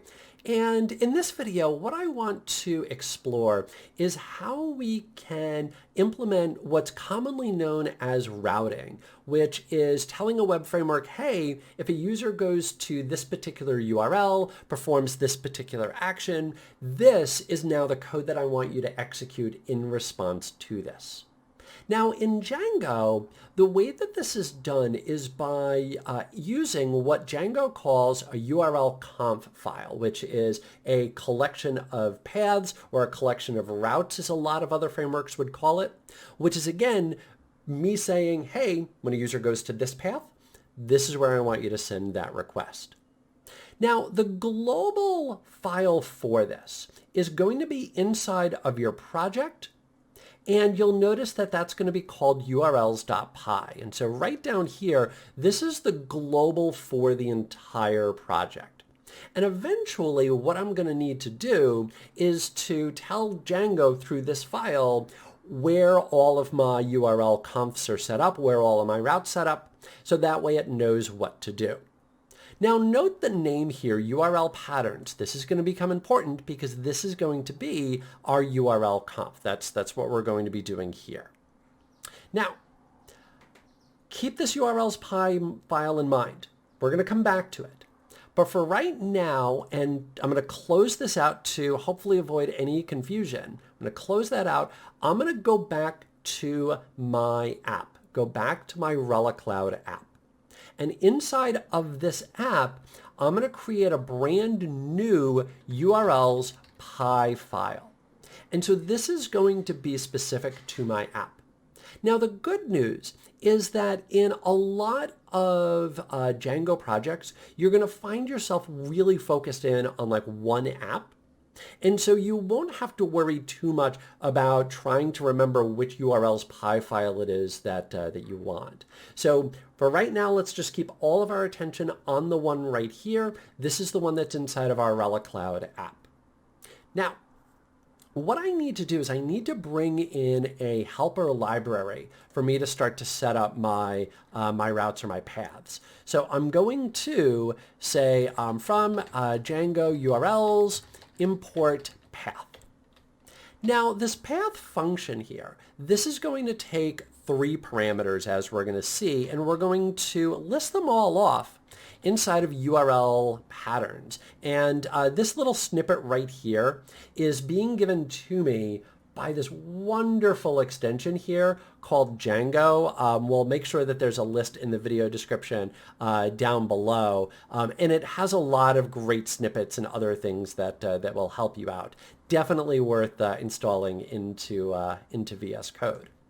So that's where that automatic URL patterns came into play. And if you remember, we highlighted that a minute ago, that again, this name is important. That's going to be our URL conf. And so our path is now going to look for 2 main things. The first is going to be the route. So this is where is the user going inside of our application. So I'm going to leave this as a blank string, set this up as our default path, and then I need to point them at the function. And so we've got, instead of our URLs.py, our 2 functions, or sorry, inside of our views.py, our 2 functions, index and about. So let me bring those in. So I'm going to say from dot import our views. And then now we're going to say for the default, let's go to index. And then I'm going to go ahead and give this a name. And let's call this index. This is going to become important a little bit later when we want to go find this particular route programmatically, that we never want to hard code in a path if we can just look it up instead. So we'll just give that a name. Then I'm going to add in my second here. This is going to be for about, and then our views about, and then we'll give this a name of about. Okay, cool. So now I've got my URL conf created for my Relic Cloud app. I've got my index and my about set up. So if you just go to the root of the project, we're going to show you the index page. And if you go to /about, then we'll show you the about page. Now, again, this needs to be registered globally. It needs to be registered inside of the project. So I'm going to go back to that project. I'm going to go back into that existing URLs pie. And now let's go ahead and add this in. So the way that we do this is you'll notice that there's already that from Django URLs import path. I'm going to add one other helper function here called include. And what include will allow me to do is it will allow me to include in that URL conf that I created a couple of seconds ago. And if you remember, that was relicloud.urls, like that. And so now what this is doing is this is instructing our project, hey, open this file up, go look for our URL patterns here and import those in. So now Django knows about these, and now Django knows, hey, if somebody just goes to, our domain name, we'll open up the index function. And if somebody goes to about, then we'll go to the about function. Let's see this in action here. Let me make sure that my project is still running. It is. That looks good. Cool. Let me open up my browser here. And I'm just going to hit refresh. It's going to go back to a basic path. And I do get an error message. I want... Let me just restart this. There we go. Okay, I just needed to restart my server. So all I did was just hit Control-C to stop it. I'm getting a couple little warnings. I don't worry too much about those right now. And I just reran my server by using that Python manage py run server. So that was all I did to fix the little bug. And so now what you're going to notice is when I go to 127.0.0.1, that it, :8000 in my case, that it will give me that index page. And if I go to about and hit enter, that here is that about page. And that really is then kind of the pattern that you're going to fall into whenever you're adding in new views, is that you'll create the view. So you'll come over to views py file, add that in. You'll go into your URLs py file. You'll add that into that URL patterns and just sort of lather, rinse, repeat as you go through and continue to grow out your project. And so that's how you can start to implement how you can start to implement routing and utilize a URL conf inside of Django.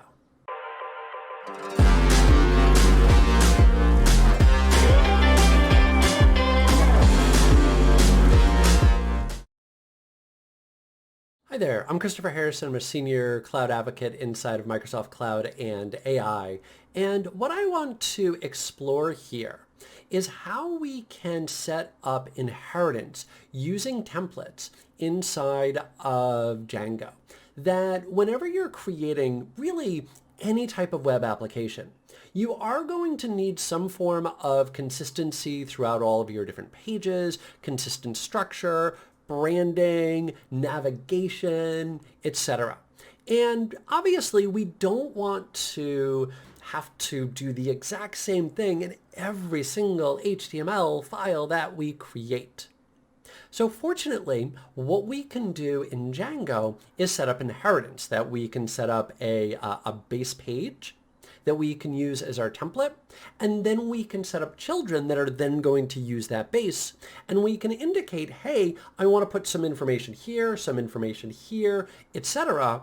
So that way the overall structure stays the same, and then only the spots that need to be updated are then going to be updated. Now, quite frequently, the way that this happens is you'll have a designer that will give you that initial base page, and that's the type of scenario that I'm going to go with here.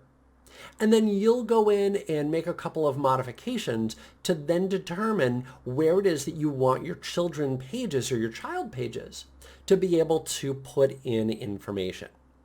So what I have here is a base HTML page, and this has been created by somebody else, created by Anthony Shaw. Thank you, Anthony.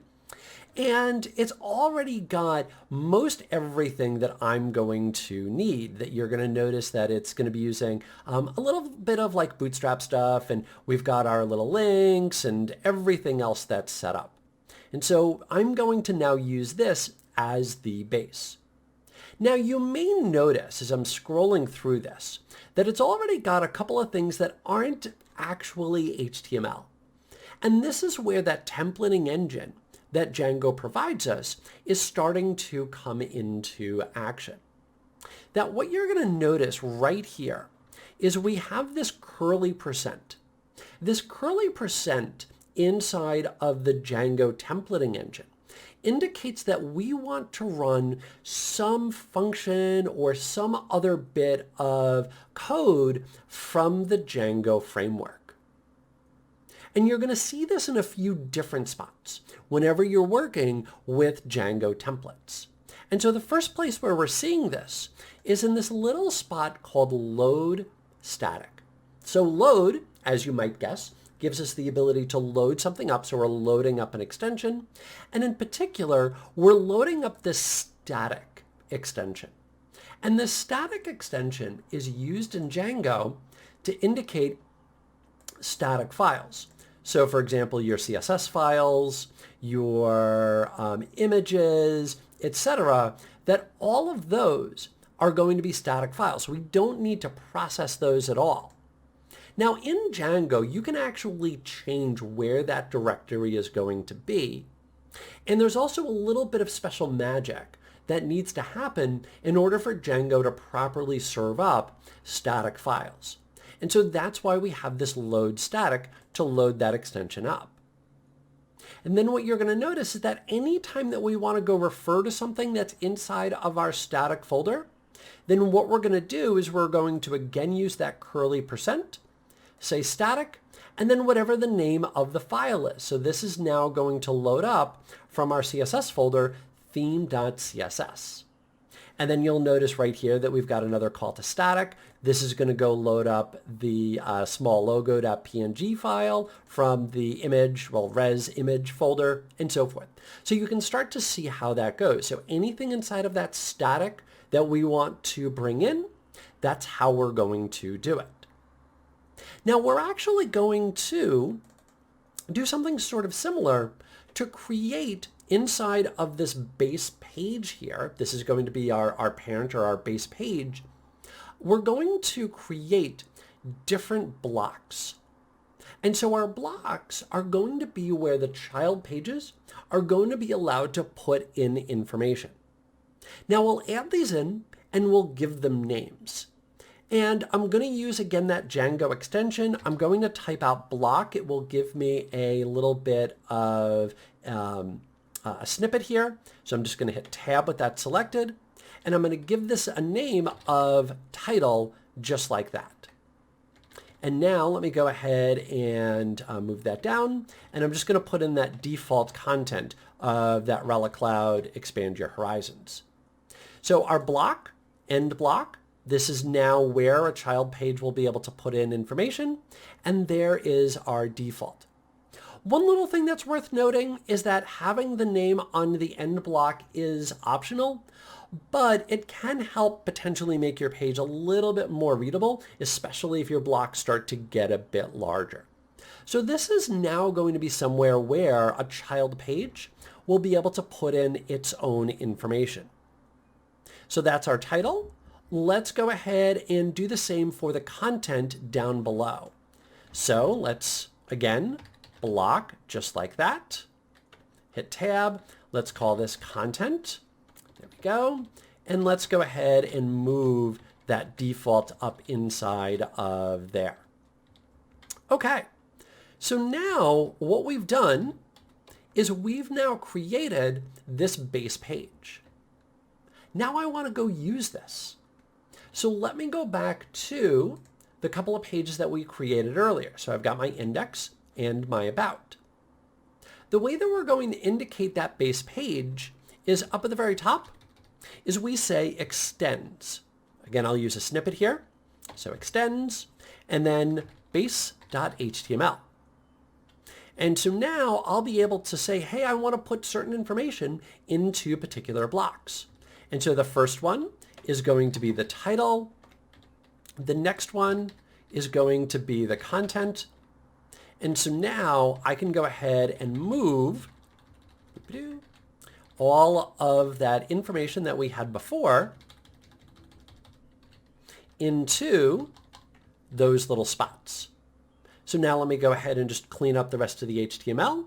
And now this will use that. So it's going to put our Relic Cloud title into the title. Oops, let's make sure I put that into the right location. That's probably going to help. There we go. That looks a little bit better. So it's going to put the title in and it's going to put the content in. And I can do that exact same thing to my about page. So again, let's just sneak up here, extends, base.html, block, and our title, block, and our content. And now let's move things in. Boop.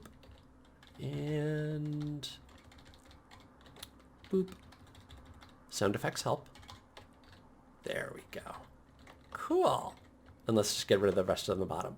So now what we're going to notice is that instead of that kind of plain HTML is instead we're going to, if I bring up my page and hit refresh, we're now going to get that really nice layout. Let me zoom out here to make this look a little bit better.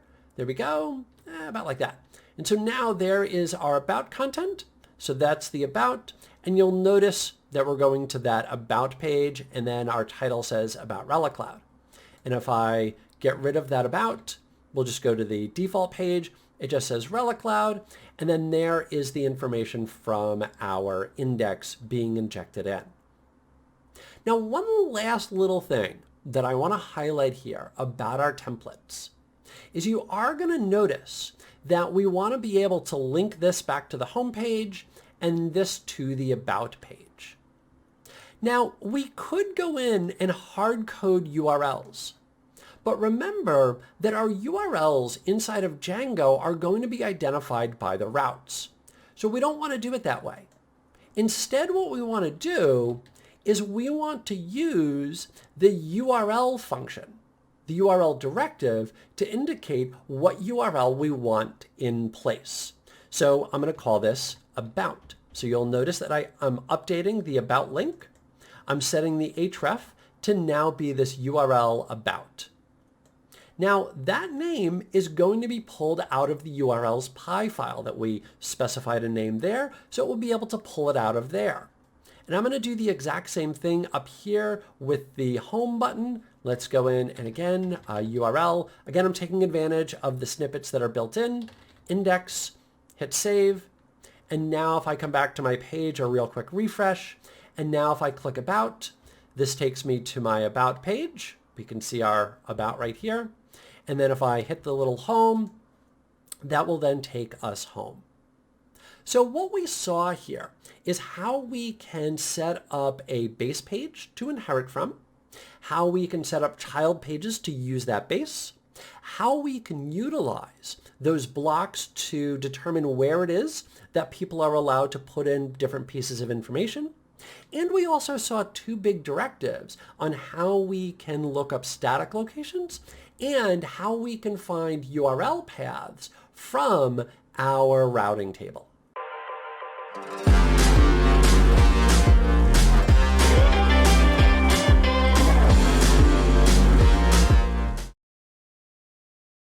Hi, I'm Christopher Harrison, Senior Cloud Advocate at Microsoft, and what I want to explore in this video is how we can set up a view that's going to retrieve data by using the Django ORM. Now, we've already set up some of the base structure that we've got our base HTML file, our base template. We've got the data already set up, and we've got a couple of core routes set up. We did that in prior videos.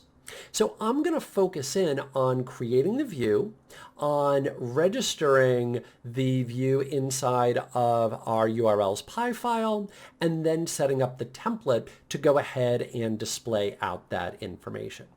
So let's start by setting up that view here. So let me go back here to my views py file, and let me add in a brand new view to display out our list of destinations. So I'm going to call this destinations. There we go. And take in the request object. And then first thing, of course, is I need to go load up then our destinations. So let me bring in our model. So I'm going to say from dot import models.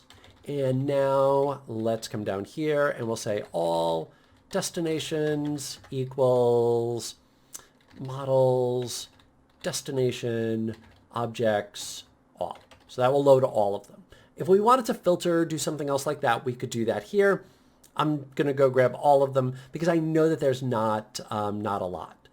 And so now I'm going to do the same thing that we typically would, is I'm going to say return, render, the request object, and then the name, let's call this destinations.html. And now things are going to change slightly. That before, in the couple of earlier examples that you can see up above, what we did was we returned back a static HTML file effectively. Well, now what we want to do is have this be dynamic. We want to pass in some data. And so the way that we can do this is by setting up a dictionary and passing values into that template that it will be able to use. So I'm going to give it a list of destinations, and I'm going to set that to be my all destinations. Cool. So now that's going to be passed into the template. Let's go ahead and build that up. Let's build up the template. Let's do that since we've just done this. So let me go into my templates here, and I'm going to create this destinations.html. There we go.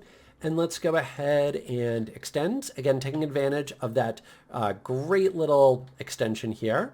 So base.html, our first block, and this will be our title. And let's call this Rela Cloud Destinations. And then our next block, and this is going to be our content. And now we're going to display out our destination. So let's say H1, Rela Cloud Destinations. And close that out. Okay. So now I want to loop through all of our list of destinations. Now, if we remember, we passed this in, calling it destinations. And what you're going to notice is that just like we've got these curly braces to do things like block and end block and extends, we can also do a little bit of logic here by using things like for loops and if statements and so forth. So you'll notice, let me again take advantage of the cool little snippet, is that I've got a for snippet. So let me just hit that. And you're going to notice that this behaves really just like a for loop inside of Python. So for destination in destinations, there we go. So again, we called it destinations. So destinations. And now we'll be able to use this just like we would a normal object inside of Python Django. So it's a destination object that's been loaded out from the database.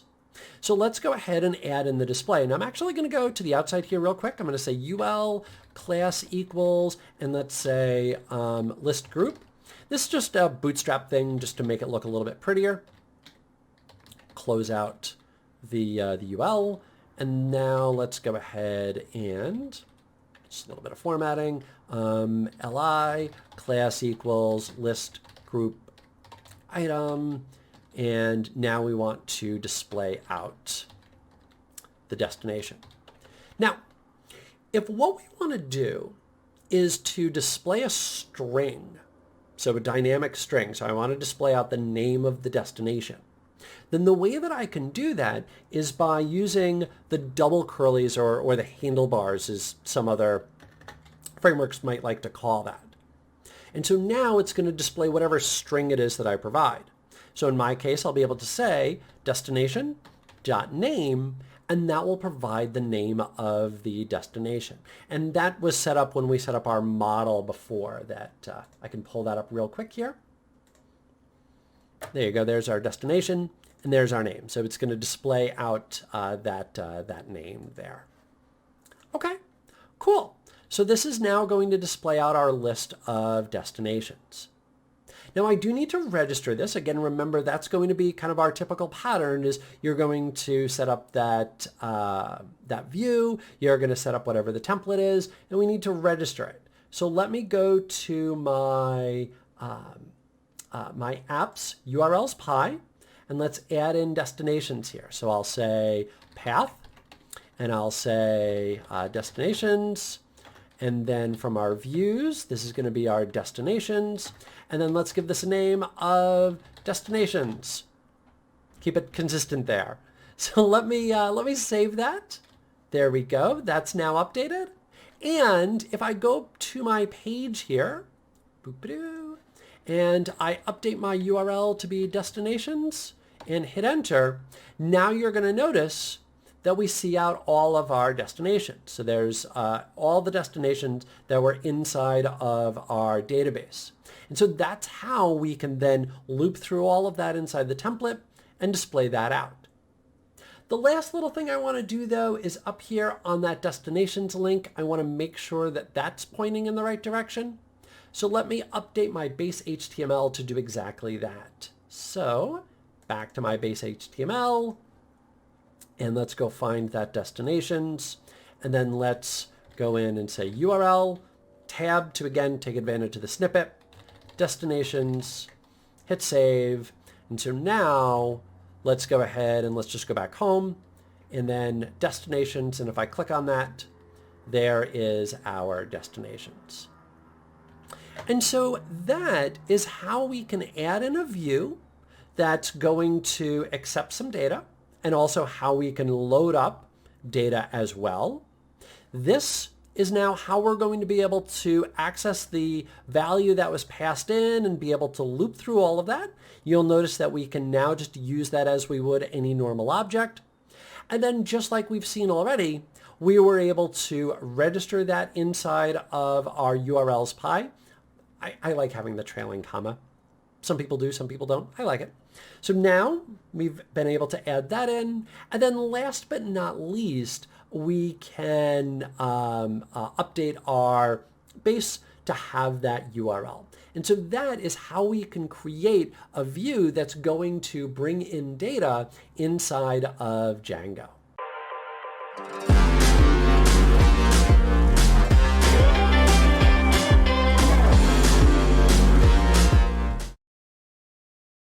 Hi, I'm Jasmine Greenaway, and I'm a cloud advocate at Microsoft. In this video, we're going to take a look at working with generic views and displaying data in Django. Working with generic views makes it easy for you to do common data-related tasks, such as displaying the data or editing the data or even deleting it. So first, we're going to look at an example.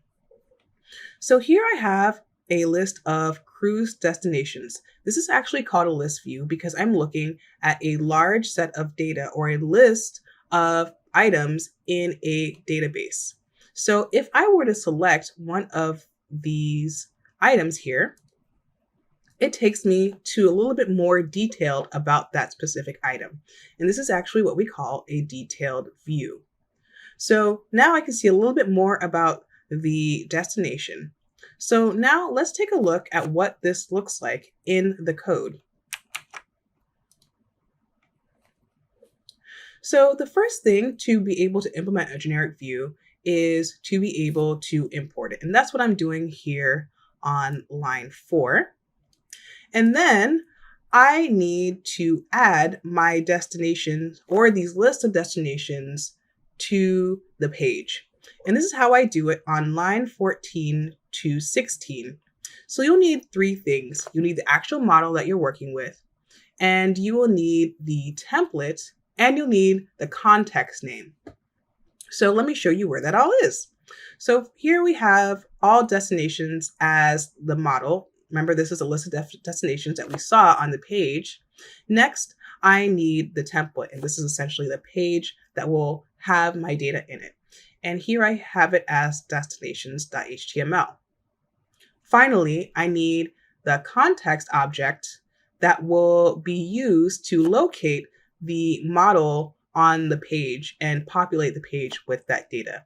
And that's what is going on here for destinations. So keep this in mind, because now we're going to look at the destinations.html page, or that template that I was talking about. So here we are in that template, and here we are looking at the list of destinations. So here we have a little loop here that loops through all the destinations and then displays them on the page. So let's take a look back and see what that looks like again. So here we are with all those cruise destinations on the page. And here is that destinations page that is been implemented as a generic view. So this was our list view. Now let's take a look at what it looks like with a detail page. So first we're going to go to views.py. And now let's look at the destination detail view class here from line 18 to 21. So here again, we have the template name, destination detail. We have the model, which will be destination, and then the context object name, again, called destination. So now let's take a look at this in the page. And here we have the destination name, the destination's description, the destination name again, as well as any cruises that you can take from that destination. So let's look at this again in the page. So we can see here, again, the title, the description, and then all the cruises in here as well. Now the final piece to be able to see these pages in your project is to remember to register them as URLs here. So here on line 8, I have registered destinations for my list view. And then on line 9, I have added the destination detail view to be able to take the primary key or the ID of the destination to show it on the page.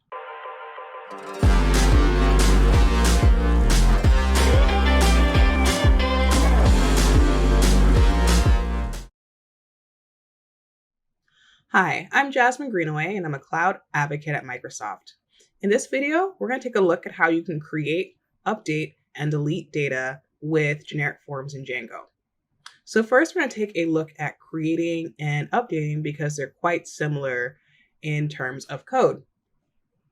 So here I have my create view as well as my update view here. So starting on line 23 to 31. And notice that between create view and update view, the model, template name, and fields are the same. So again, using that destination, they're both using destination form.html, as well as the name and description fields of the destination. So now let's take a look at what this looks like in the form. So as you can see, not too much going on. A few tags here and there, and I use on line 13 form.asp to be able to display that form that allows you to do the update or creation of an item. So now let's take a look at what this looks like in urls.py. So the first one we'll take a look at here is the create view. And this path is destination/add. Notice that I don't have to include a ID here because remember, I'm creating my new destination. So that ID wouldn't be created until after I hit submit on that form and created that new destination. The next one here is update. So notice that I now include the ID because it's an item that's already existing and that we want to update. And here the path is destination ID as well as update here in my URL comp. And again, the template name is destination form. Now, one final thing here is that once you're done making your addition or your update, you're going to want to tell Django where to go after that process is complete. So here in models.py is where I set where it should go. And what I've set up here is that it should go back to that destination detail page with the updated item or created item. So now let's look at this in the page. Okay, so here I am in an existing destination. And if I want to go and update it, I can just click here on edit destination and I can put 1 here just as a test and click save. And it'll take me back to my destination. All right, so let's edit that because the name was good as is. And let's click save here. And now, say that I wanted to create a new destination. So I'm actually going to go back to my list of destinations here. And I'm going to click add. And we'll just make a test destination here. Test, test, and then I click save. And now I have my test destination here. Now, what if I wanted to delete it? I could just click this delete destination here, but let's take a look at it first in the code. So first, let's take a look at views.py. And here is my delete view. So notice that it's almost the same as destination update view and create view. So again, using the same model, but the template name is a little different because we want to confirm that whatever you're trying to delete is what you actually want to delete. So we just add a little step there to make sure this is what you want to do. And then for the success URL, if the destination is successfully deleted, we'll go back to our destination views, which is the list of destinations that you can choose. So let's take a look at destination confirm delete. And quite simple. Here I just ask, are you sure you want to delete? And the destination name shows up here. And once I click confirm, it'll take me back to that destination list page that we saw earlier. So finally, when I add that delete path, again, I will need the ID of the specific destination that I would like to delete, as well as adding the template name of the confirmation page for deleting the item. So let's go ahead and delete it now. So here we are on the detail page, and now I'm going to click delete destination. And then I confirm that I want to delete. And now we're back at the destination page.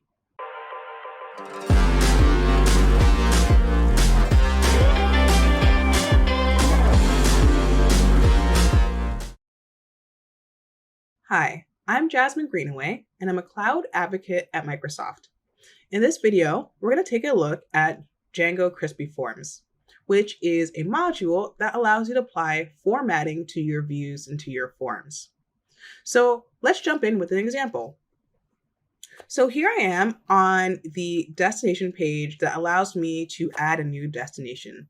So I have the name and description fields here, and the formatting here could look a little nicer. So let's see how Crispy Forms can help us do that. So here we are in the destination form, which is the form that we just looked at in the example. So here I have this form as P, which allows us to add this form to the page. But now I want to take it to the next level and give it a little bit of formatting.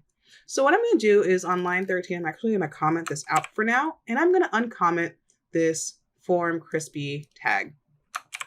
So the way that you would apply this is that you would install the Django Crispy Forms module with, pip install, as you would with, when you're installing a new module. And then you can go ahead and use it. So here on line 3 is how I load the tags and apply the tags. And then here is the form for with crispy tags. So now I'm going to save this and let's take a look at this in the browser. So I'm just going to do a refresh here on this page. And wow, that looks so much nicer. So Crispy Forms is a nice way for you to quickly apply some nice formatting to your pages.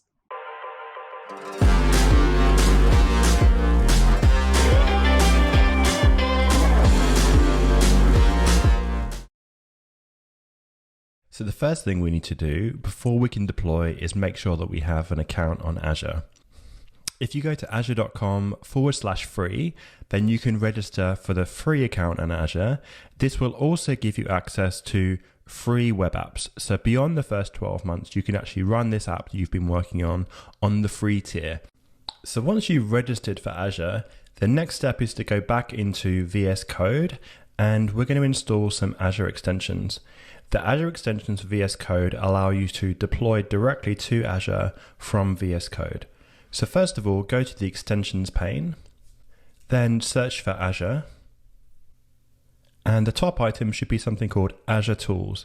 This is an extension pack that includes all of the things you need to deploy and manage Azure from VS Code. So install that extension pack. And then once you're done, you'll get this extra button on the left-hand side, which is the Azure icon.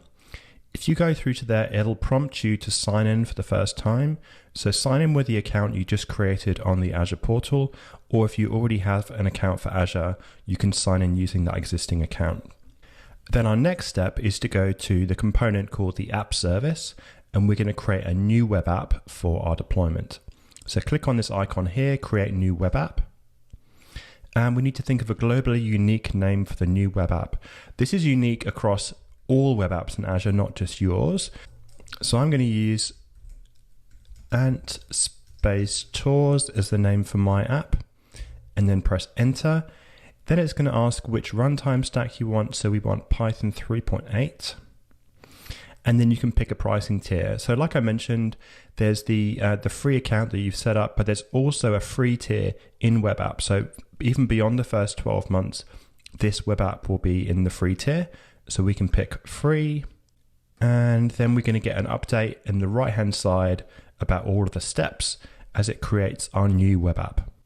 Okay, so once that's completed deploying, you should get this notification to say that Ant Space Tours has deployed and the URL. If you want, you can click on the deploy button, but our app isn't actually ready to go into production yet. So we need to make a couple of changes before we can do that.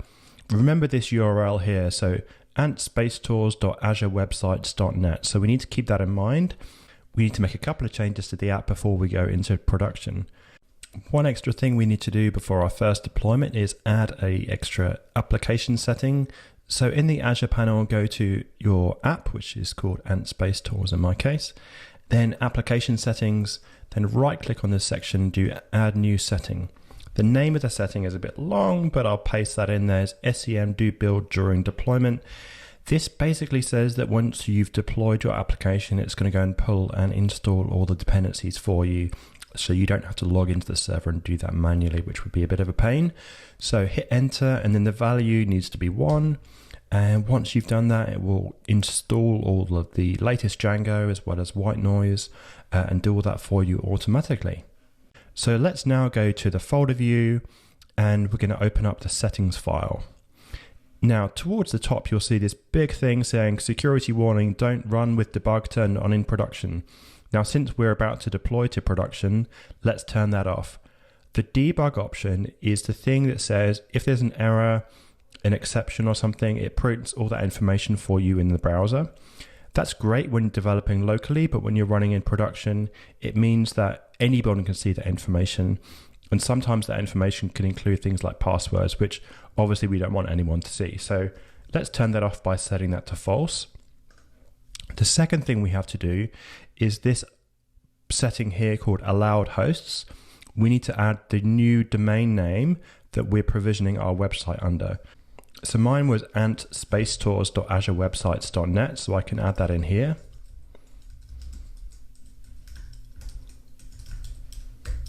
And you'd fill in whatever it is that you've completed for your application.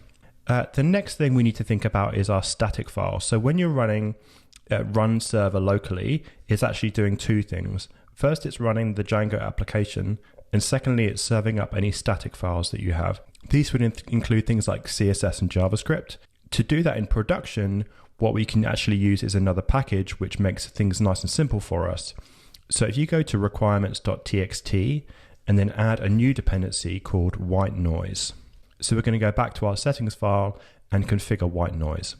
So the first thing we do is go down to the middleware section and we add the white noise middleware, which is whitenoise.middleware.whitenoisemiddleware. The link for that will be in the notes. Next, we go right down to the bottom of this settings file to where we've declared static files and the static URL to be /static. That's the default. We need to add an extra couple of settings in here. So first, we're going to say static file storage should be using the white noise package. And then secondly, that we're going to have an extra folder that is going to get created on the production server called static files. You never need to worry about that folder. It will get generated automatically. These are just two extra settings that we need so that when we deploy it in production, it can find all the CSS files and JavaScript and things like that. So those are the two changes we need to make to our app before we can deploy into production. So let's go ahead and save those changes and then go back into the Azure pane and click on this button here to deploy to web app. It's now going to ask us which web app we want to deploy to. I've got quite a few actually, but Ant Space Tours is the one that we just created. And it's going to ask me if I want to overwrite any previous deployment. Since I haven't actually done a deployment yet, that's absolutely fine, but it will ask you that every time. So just click on the deploy button. And then it's going to ask us, instead of asking which web app you want to deploy to, shall we store a local configuration to say which one is the default? So click yes. And then next time you do deploy with new changes or anything, it's not going to ask you that question a second time. So it's going to take maybe a minute or two to deploy your application and get that up and online. If you want to see all the details, you can click on this link here to see the logs as it's being deployed. And it will tell you if there are any errors or anything when it's deploying the package. Cool, so once that's finished, you should get this notification to say that your deployment has finished. And there's a button here saying browse website, so go ahead and click on that. And there it is, your website has been deployed on the internet. So congratulations, give yourself a pat on the back. You've written your first Django app and it's up and running online. So we can see here that our functionality is done. We've got our tours, we've got our navigation here. We can look at destinations. We can go back and see the cruises. So that is looking fantastic. So congratulations. One last thing to note is that you might be wondering, what about the database? So, we used a SQLite database when we set up this project. So this database that you've been working on locally is the one that has been deployed to production. So if you make any changes locally, the next time you deploy, it will push those up into production.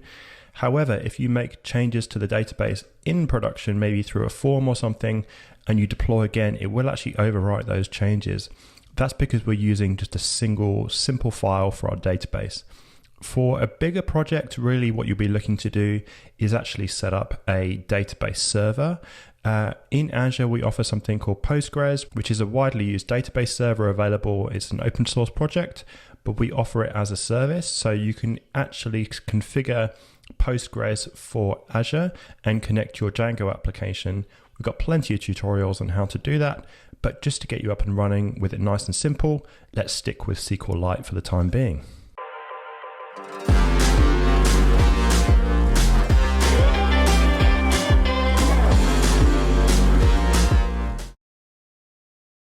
So in our last video, we showed how we can deploy our Django application up into Microsoft Azure. There's one thing I kind of skimmed over towards the end and mentioned that the database, while we deployed with SQLite, that's okay just to get us started. It's really not a very scalable option. And actually, every time you deploy your application back into Azure, it's going to override that file. SQLite's really mostly used as a testing database. It can be used in production environments, but it's quite tricky to get right. A better option is actually to deploy a database server, and I mentioned that Postgres is a popular database server that is offered in Microsoft Azure. So in this next video, I'm going to show you how to change your application to use a full database server and how to deploy one of those in your Azure environment. So first things first, we're going to go to the Azure tab in VS Code. And down at the bottom, there should be a section called databases. Same as before, you will need to make sure you've signed into Azure first with your Azure account.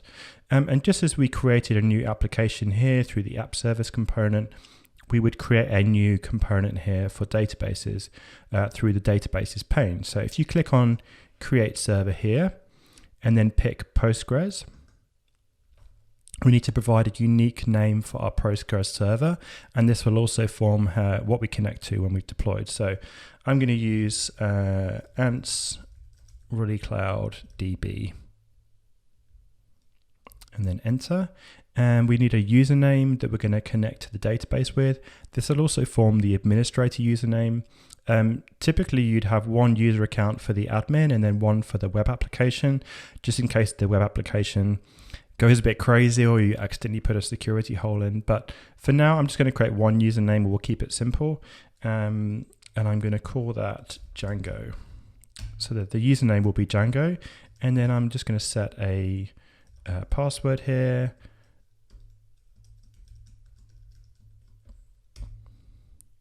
And it's going to ask me if I want to add a firewall rule to allow my local computer to be able to connect to the database.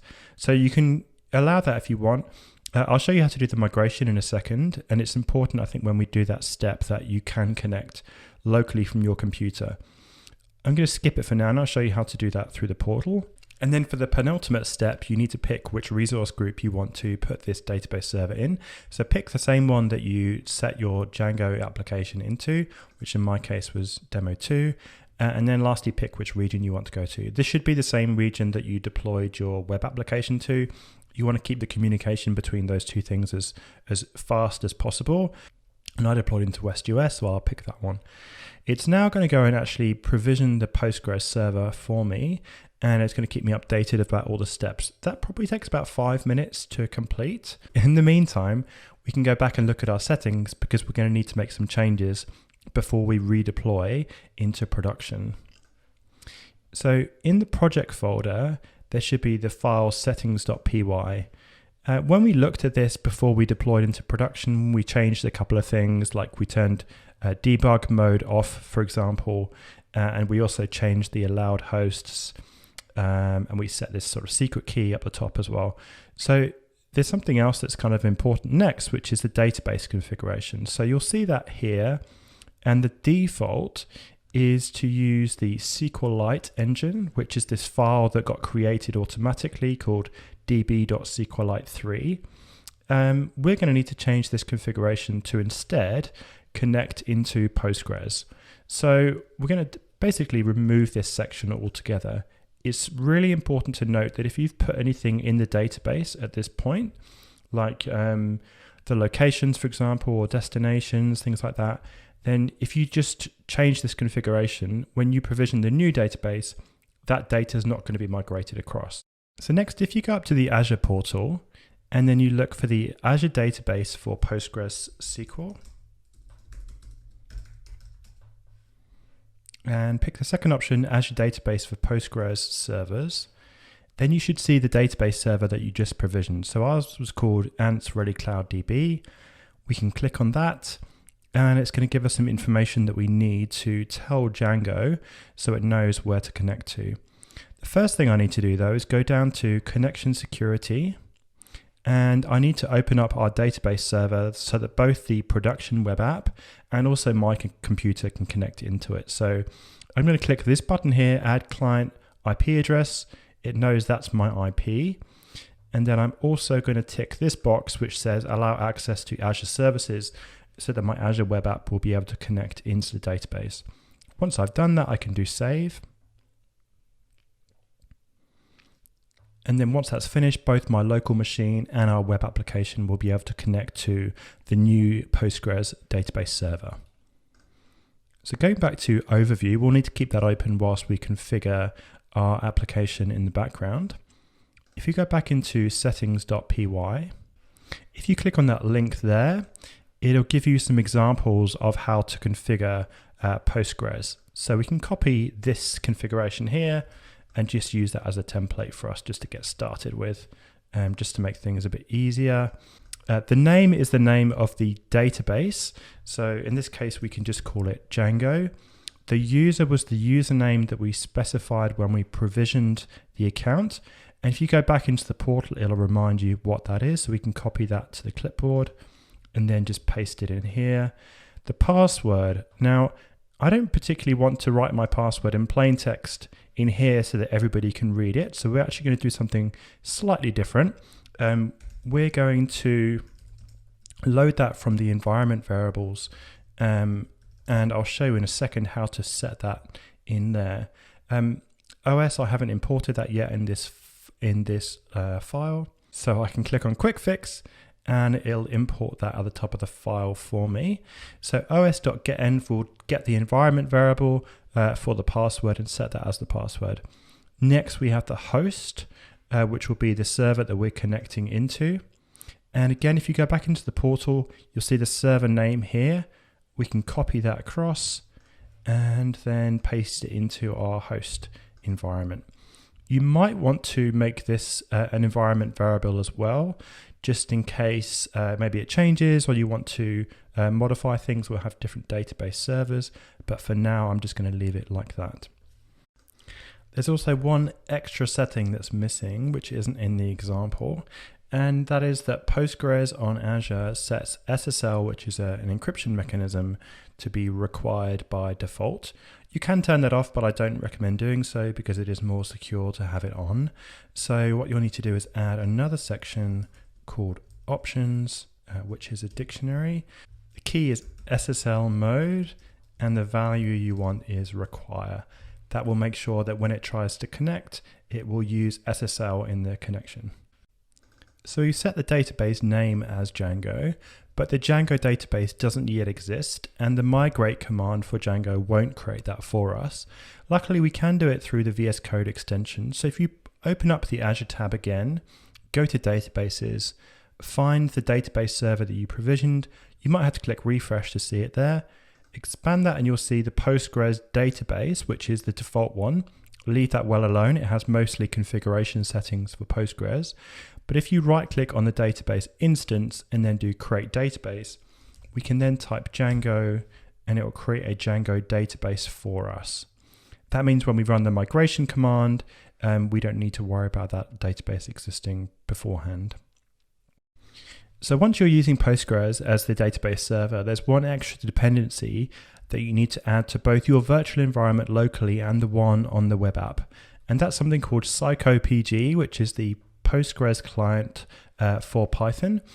So if you open up the requirements.txt file and add psycopg2-binary as the requirement, you'll also want to install that locally because we're going to test this in a second. So pip install psycopg2 binary, and then it'll pull that down and install that for you locally as well. Once that's all configured, we can deploy the base database. So this is all the tables and the structure and stuff by running the migrate command locally. And because we've allowed the firewall for our machine to connect into the database server, we can run that migrate command here before we deploy the application back up into the web application. So if you open up a terminal, we're going to need to set this environment variable first. So there's a couple of ways you can do this, but one, probably the easiest, is that you can do that on the command line. For Mac and Linux, you would use export, the name of the environment variable, and then the value. For Windows, you would do set db password and then the value after that. So I'm going to do that locally. I'm on Mac, so I'm going to use the export command and do my password. Python manage.py migrate. It'll connect to our new database server. It'll provision all of the tables for us and all of the structure. So it'll tell us that it's running all the migrations ready to go. And then once that migration is completed, we can then go ahead and push our application up onto app services. Before we do that, we need to make sure that environment variable with the password in it is going to exist on our application service instance. So again, go back to the Azure tab, go to app services and locate the app that you had deployed before. So mine was Ant Space Tours. Go to application settings, right click on that and do add new setting. That's going to be DB password as the name. And then the value will be whatever you configured as the password. And just hit enter and that will synchronize with the remote server automatically. And then once you're ready to go, we can click on deploy to web app. And it's going to warn us that it's going to overwrite what is there already. And the deployment's going to run. So we can keep an eye on that like we did before by just watching the output window. And then our website is up and running with the full database server. Now, there is one last thing we need to keep in mind, and that is if you go to the admin page, it's going to ask you to log in with the superuser name and password. But because the superuser record is in the database, then it's still going to be in that SQLite database that you created at the beginning of this project, and it's not going to exist on the Postgres database that you've created. So you will need to go back into your terminal and do python manage.py, create superuser, and then provide the name, the username, your email address, and any password that you want to set for the superuser account. And then once you've done that, when you go back, that should just let you log in there. Now, if you want to go ahead and add the cruises and the destinations and stuff back into the database, then you can do that through the admin portal. So congratulations, your web application is now running in production. You've got your database deployed, you've got database server running, and Django is all set up and ready to go.